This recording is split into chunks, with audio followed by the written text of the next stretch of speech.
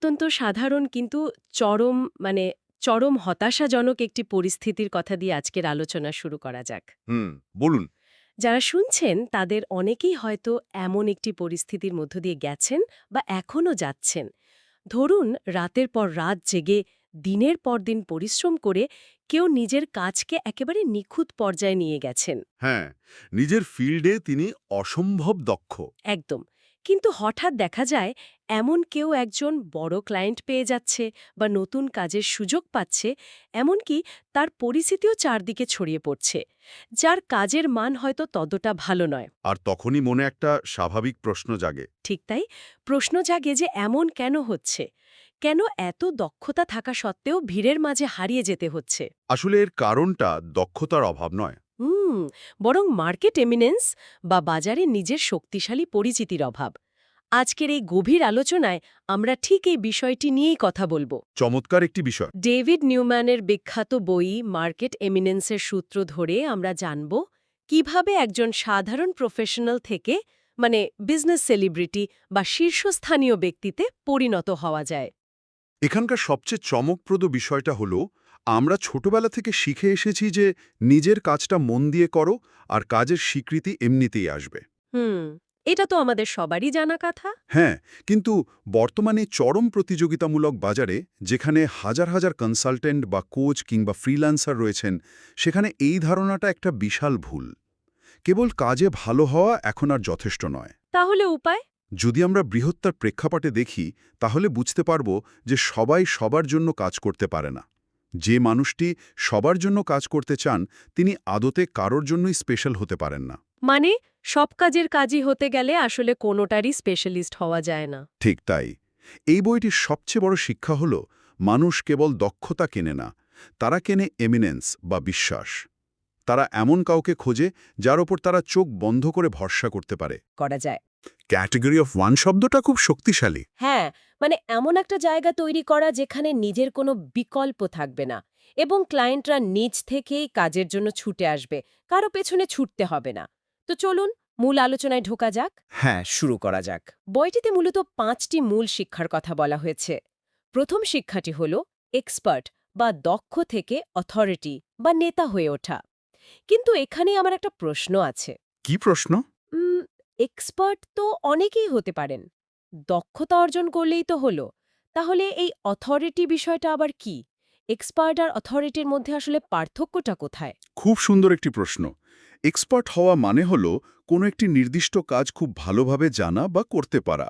কিন্তু অথরিটি বা নেতা কেবল তারাই হন যারা নিজেদের সেই জ্ঞান আর আইডিয়াগুলো সবার সামনে সাহসের সাথে তুলে ধরেন। শুধু জানলেই হবে না? না, না। ধরা যাক কেউ একজন খুব ভালো কোড লিখতে পারেন। তিনি একজন এক্সপার্ট। তিনি হয়তো কোনো অফিসে বসে নীরবে দারুণ সব সফটওয়্যার বানাচ্ছেন। হুম। কিন্তু যখন তিনি সেই কোডিংয়ের ভবিষ্যৎ নিয়ে বা কিভাবে নতুনরা আরও ভালো কোডার হতে পারে, কোন টেকনোলজির সামনে মার্কেট লিড করবে, এসব নিয়ে ব্লগ বা ভিডিওর মাধ্যমে নিয়মিত জ্ঞান শেয়ার করা শুরু করেন, তখন তিনি হয়ে ওঠেন অথরিটি। আচ্ছা, বুঝতে পেরেছি। মানুষ তখন তাকে শুধু একজন কর্মী হিসেবে দেখে না, বরং একজন পথপ্রদর্শক হিসেবে দেখে। তার জানাটাকে দুনিয়ার সামনে দৃশ্যমান করতে হবে। এবার দ্বিতীয় শিক্ষাটিতে আসি, যেটি হল নির্দিষ্ট ক্ষেত্র নির্বাচন করা বা নিশ ডাউন করা। এটি খুবই গুরুত্বপূর্ণ। কিন্তু এখানে একটা ভয়ের জায়গা আছে না? অনেকেই তো ভাবেন আমি সব পারি তাই সব করব। শুধু একটা নির্দিষ্ট ছোট অডিয়েন্স বেছে নিলে কি বাকি সম্ভাব্য ক্লায়েন্টদের হারানোর ভয় থাকে না? এই ভয়টা খুবই স্বাভাবিক, এবং ডেভিড নিউম্যান এই ভুল ধারণাটা ভাঙার ওপরই সবচেয়ে বেশি জোর দিয়েছেন। তিনি খুব চমৎকার একটা কথা বলেছেন, the riches are in the niches. The riches are in the niches. হ্যাঁ, অর্থাৎ সফলতার মূল চাবিকাঠি লুকিয়ে আছে নির্দিষ্ট একটি ক্ষেত্রে নিজেকে বিশেষজ্ঞ হিসেবে প্রতিষ্ঠিত করার মধ্যে। চলুন বিষয়টি একটু ভেঙে বলি। এটিকে একটি রূপকের সাহায্যে বোঝালে খুব সহজ হয়। ধরুন সাধারণ জ্বর বা সর্দির জন্য আমরা একজন জেনারেল ফিজিশিয়ানের কাছে যাই। হুম। কিন্তু যদি হার্টের কোনো জটিল সমস্যা হয়, তখন কি আমরা সেই পরিচিত জেনারেল ফিজিশিয়ানের কাছে যাব? একেবারেই না। তখন আমরা একজন হার্ট স্পেশালিস্টকেই খুঁজি। আর মজার ব্যাপার হলো, সেই স্পেশালিস্ট ডাক্তার কিন্তু পাড়ার সব ধরনের রোগী দেখছেন না। একদম না। তিনি তার পরিসর ছোট করে ফেলেছেন। হ্যাঁ, অডিয়েন্স ছোট করে ফেলেছেন। কিন্তু তা সত্ত্বেও তার চেম্বারের রোগীর ভিড় থাকে সবচেয়ে বেশি।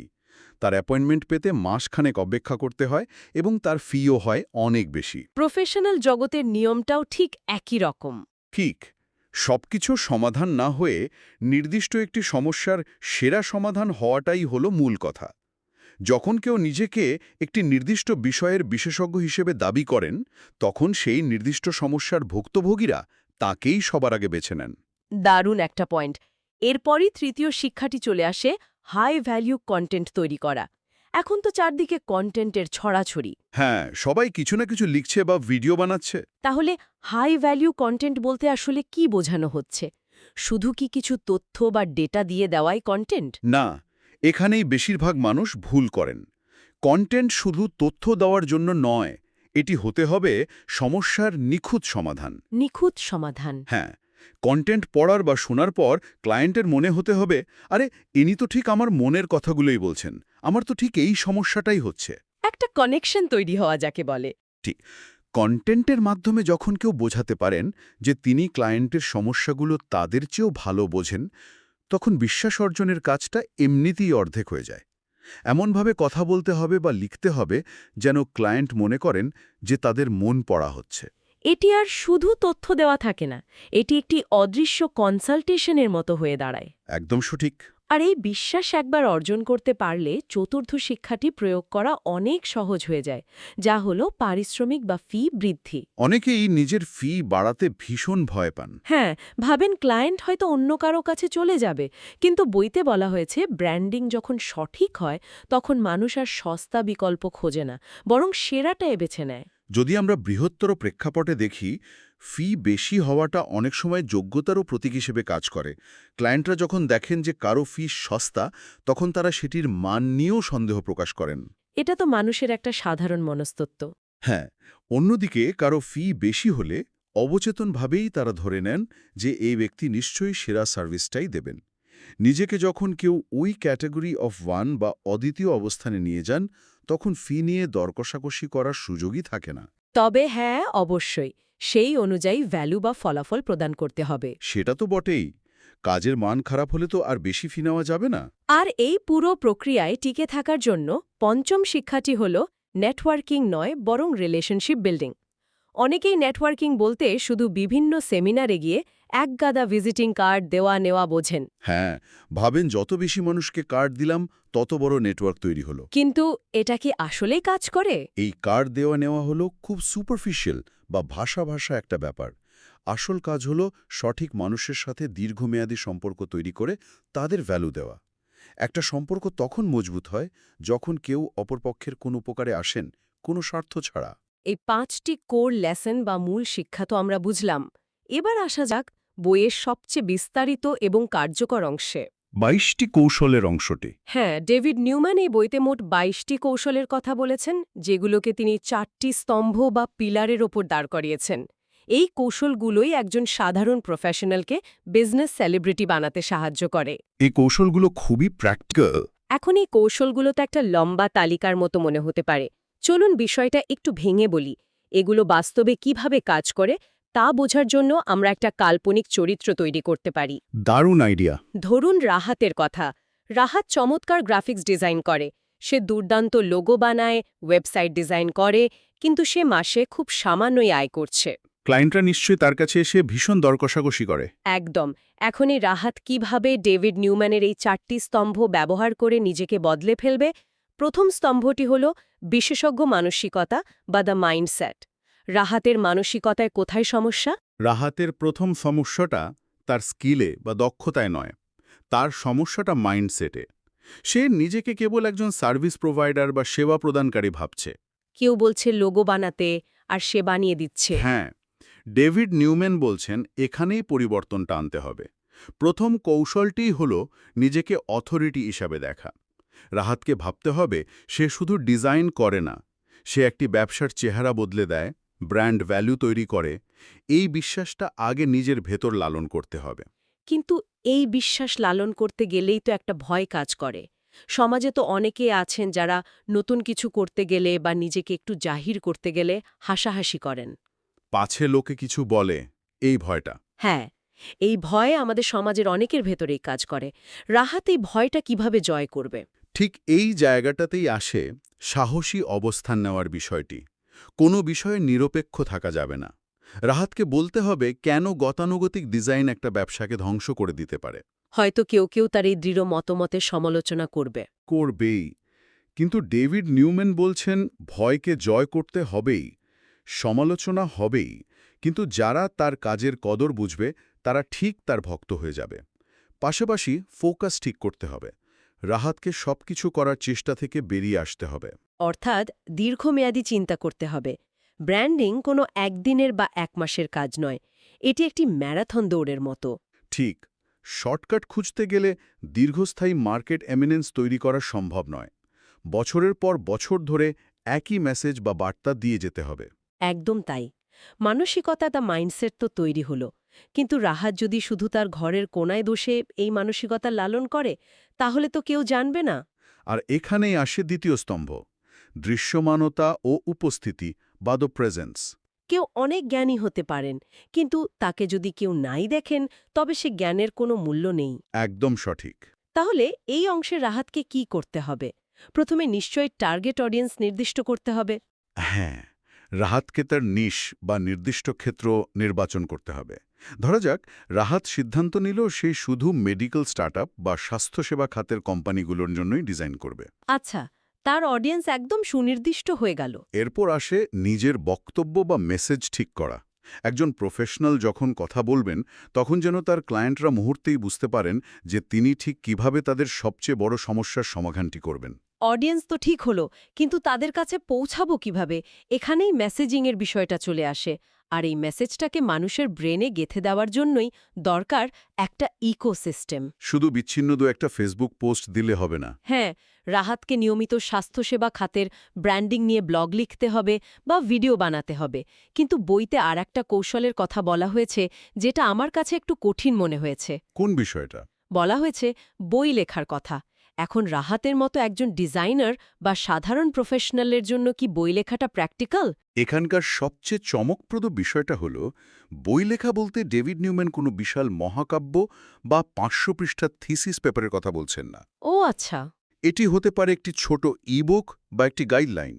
যেমন ধরুন কিভাবে একটি হাসপাতাল তাদের রোগীদের কাছে আরও বিশ্বস্ত হয়ে উঠতে পারে, তার ভিজুয়াল গাইড। বাহ, দারুণ তো। একটা বই লিখে ফেলার পর মানুষের চোখে গ্রহণযোগ্যতা যেন জাদুকরীভাবে বহুগুণ বেড়ে যায়। মানুষ ভাবে ইনি তো এ বিষয়ের উপর বই লিখেছেন, তার মানে ইনিই সেরা। সত্যি, এটা একটা সাইকোলজিক্যাল ট্রিক বলা যায়। এর পাশাপাশি পাবলিক স্পিকিং বা বিভিন্ন সেমিনারে কথা বলাটাও নিজেকে বিশেষজ্ঞ হিসেবে প্রমাণের দারুণ একটা পথ। আর সোশ্যাল মিডিয়ার ক্ষেত্রে অনেকেই তো সব প্ল্যাটফর্মে একসাথে থাকতে গিয়ে হাঁপিয়ে ওঠেন। আজ ফেসবুকে তো কাল ইনস্টাগ্রামে, পরশু টিকটকে, কোনোটিতেই ভালো করতে পারেন না। এই জন্যই বইয়ের পরামর্শ হল ক্লায়েন্টরা যেখানে বেশি থাকে ঠিক সেখানেই আধিপত্য বিস্তার করতে হবে। যেমন রাহাতের ক্লায়েন্টরা হলো মেডিকেল স্টার্টআপের মালিক বা সিইওরা। হ্যাঁ, তারা হয়তো টিকটকে নেই, তারা আছে লিঙ্কডিনে। তাহলে রাহাতকে তার পুরো মনোযোগ লিঙ্কডিনে দিতে হবে। আর যেহেতু সে ডিজাইনার, তার ভিজুয়াল ব্র্যান্ডিং অর্থাৎ তার লোগো বা ওয়েবসাইট সব কিছুতেই যেন চরম পেশাদারিত্বের ছাপ থাকে সেটা নিশ্চিত করতে হবে। চোখের দেখা আর মনের বিশ্বাসের এই চমৎকার সমন্বয় ঘটার পর আমরা চলে আসি তৃতীয় স্তম্ভে, নেটওয়ার্কিং ও রিলেশনশিপ বা দ্য কানেকশনস। হ্যাঁ, রাহাত তো এখন দৃশ্যমান, মানুষ তাকে চিনছে, কিন্তু কানেকশনটা কিভাবে আরও শক্তিশালী হবে? এখন রাহাতকে তার নিজ সেক্টরের প্রভাবশালীদের সাথে যোগাযোগ বাড়াতে হবে। সে হয়তো কোনো বড় স্বাস্থ্য বিষয়ক ম্যাগাজিনের সম্পাদকের সাথে পরিচিত হল। অথবা নামকরা কোনো ডাক্তারের পডকাস্টে অতিথি হিসেবে গেল। অন্যের পডকাস্ট বা ইউটিউব চ্যানেলে অতিথি হিসেবে উপস্থিত হলে সম্পূর্ণ নতুন একদল অডিয়েন্সের কাছে খুব সহজেই পৌঁছানো যায়। কিন্তু সন্তুষ্ট ক্লায়েন্টদের বেলায় কি হবে? একজন ক্লায়েন্ট খুশি হলে সে তো এমনিতেই অন্যদের বলবে, তাই না? এর জন্য আলাদা করে রেফারেল সিস্টেম কেন দরকার? কারণ মানুষ খুব দ্রুত ভুলে যায়। সেটা অবশ্য ঠিক। একজন সন্তুষ্ট ক্লায়েন্ট যখন অন্যের কাছে রেফার করেন তখন সেটি যে কোনো মার্কেটিংয়ের চেয়ে শক্তিশালী কাজ করে ঠিকই, কিন্তু তাদের নিজে থেকে মনে করে রেফার করার ভরসায় বসে থাকলে চলবে না। তাহলে একটা প্রসেস থাকতে হবে। সন্তুষ্ট ক্লায়েন্টদের দিয়ে অন্যদের কাছে নিজের কথা বলানোর একটি সুশৃঙ্খল ব্যবস্থা থাকতে হবে। হয়তো কাজ শেষ হওয়ার পর সুন্দর করে একটা ফলো আপ ইমেল দেওয়া বা তাদের বলা যে আপনাদের মতো আরও কেউ থাকলে আমাকে জানাতে পারেন। আর বইতে বলা হয়েছে একটি বিশ্বস্ত কমিউনিটি বা ফ্যানবেস তৈরি করার কথা, যেখানে বিনামূল্যে ভ্যালু দেয়া হবে। কিন্তু অনেকেই ভাবতে পারেন, আমি কষ্ট করে জ্ঞান অর্জন করেছি, সেটা বিনামূল্যে কেন দেব? যদি আমরা বৃহত্তর প্রেক্ষাপটে দেখি, বিনামূল্যে দেওয়া ভ্যালুই হল সবচেয়ে বড় ইনভেস্টমেন্ট।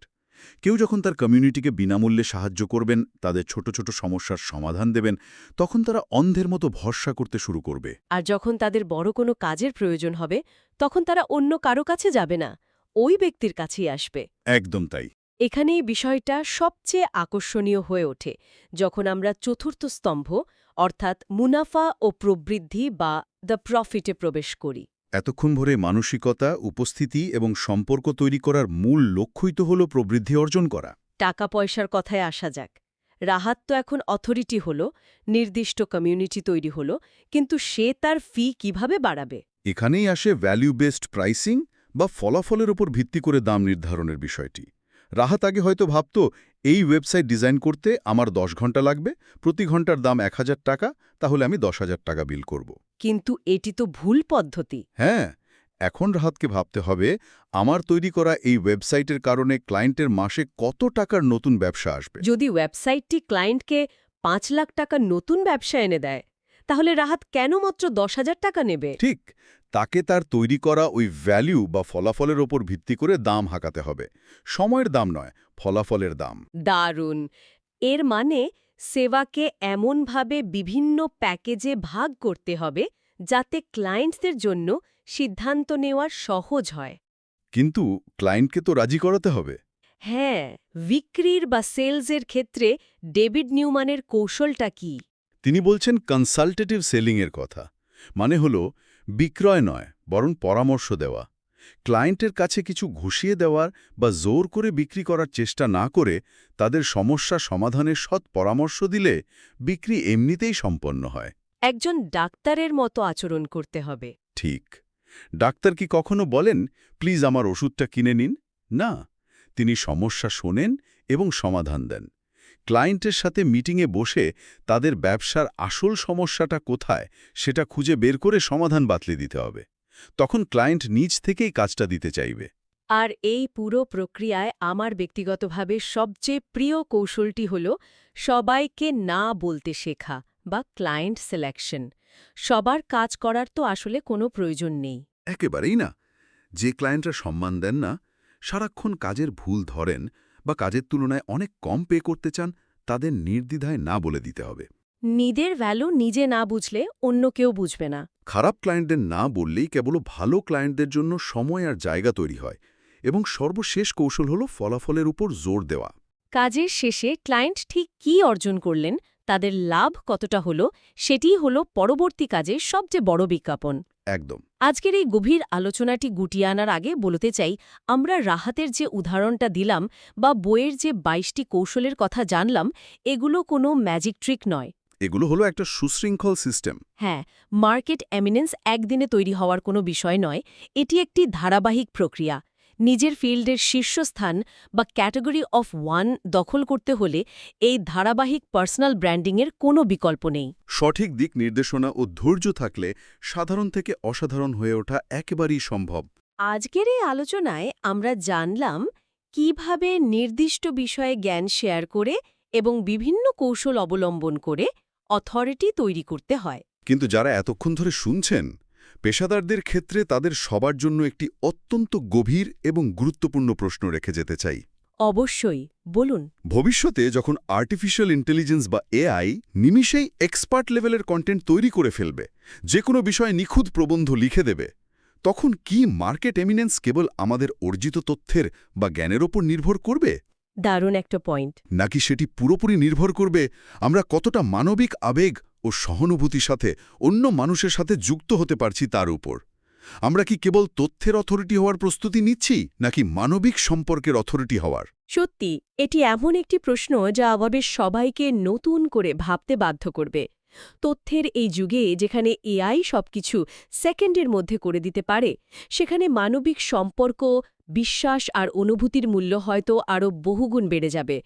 এই চমৎকার চিন্তার খোরাকটি দেওয়ার জন্য অসংখ্য ধন্যবাদ। আপনাকেও ধন্যবাদ এই সুন্দর আলোচনার জন্য। আর যারা এতক্ষণ ধরে আমাদের এই গভীর বিশ্লেষণটি শুনছিলেন, তাদের সবাইকে আন্তরিক ধন্যবাদ। আজকের মতো এখানেই শেষ করছি।